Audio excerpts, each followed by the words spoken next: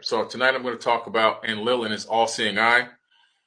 How did I come across this theory of Enlil having an all-seeing eye and putting it into my documentary, The Black Knight Satellite? Well, it's pretty interesting. Years ago, I was reading the Sumerian tablets, and I came across several accounts of Enlil talking about human beings and how they were bothersome and how they were making too much noise. He would know from his point on in Africa, he lived in Africa, he would know where people were on the earth, how many people were in a certain area. He would know population densities. Now, how in the world would this guy know population densities in other regions of the planet thousands, tens of thousands of years ago? He would know their crops. He would know how much crops they had, if the crops were doing good or bad. He would know if the people were acting out, acting crazy, rioting, or being calamitous, as he called it, or noisy. And depending on what people were doing in different areas of the planet, he would create an order, believe it or not, a order, and he would have people killed off in various different ways. This is all in the tablets.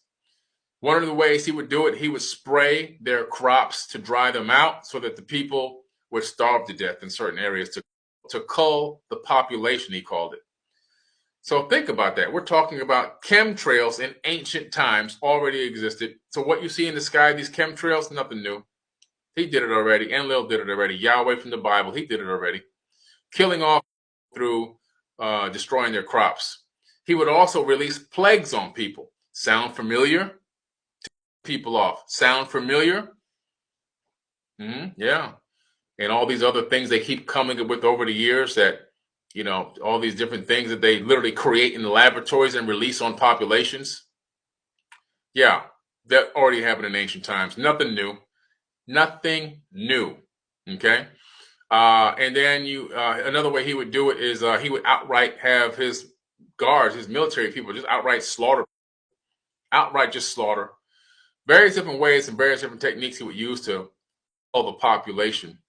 But his big method was killing the crops, and so they could starve to death, which is a brutal way to die. And the other biggest method was through different types of plagues. He would release different types of plagues, and those plagues were designed to reduce the population. We have people right now on this planet today, super elites that want to reduce. And they're still doing that crap to this very day. It hasn't changed. Nothing's changed. It's just a different era. But the techniques and so forth that were used back then, still being used right now. Hadn't changed. By Compendium of the Emerald Tablets by Billy Carson.